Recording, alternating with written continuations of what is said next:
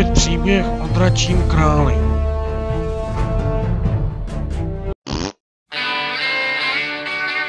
Dračí král měl své království, kde vládl rozumně a poddaní ho měli rádi.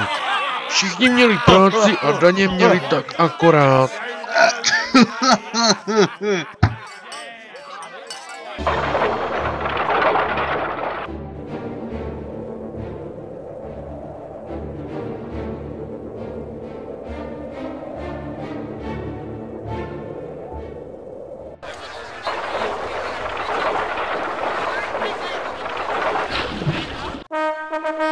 Za to král v sousedním lvím království byl stále s něčím nespokojený.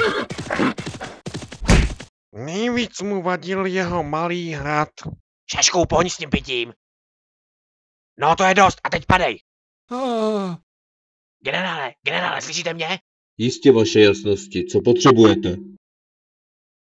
Svolejte naše vojsko, ať je za hodinu připravené. Vezmu vojsko a zaútočím na hrad dračího krále.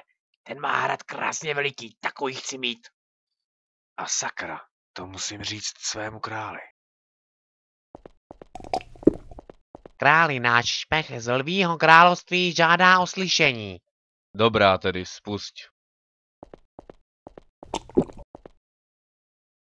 Lví král chystá armádu na útok na váš hrad, králi. A proč by to dělal? Chce ho dobít a přivlastnit si ho. Dobrá, povolejte všechny do zbraně a ať začnou pořádně trénovat.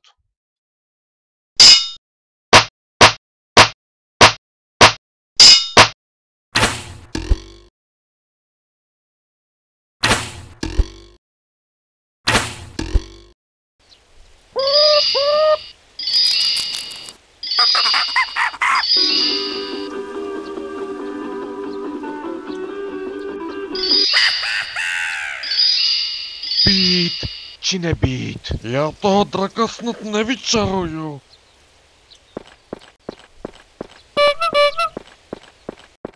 Před bitvou se ale museli domluvit s kouzelníkem Merlotem.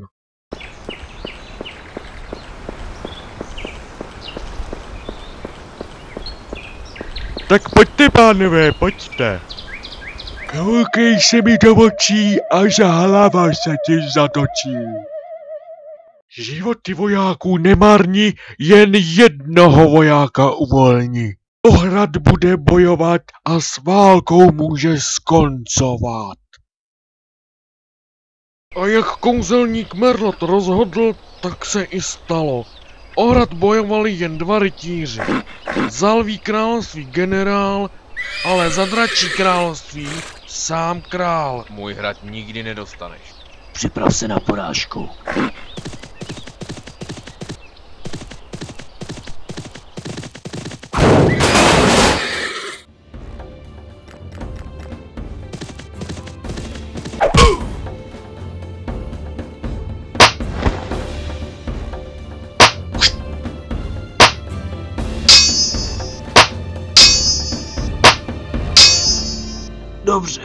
Dobře, vyhrál jsi.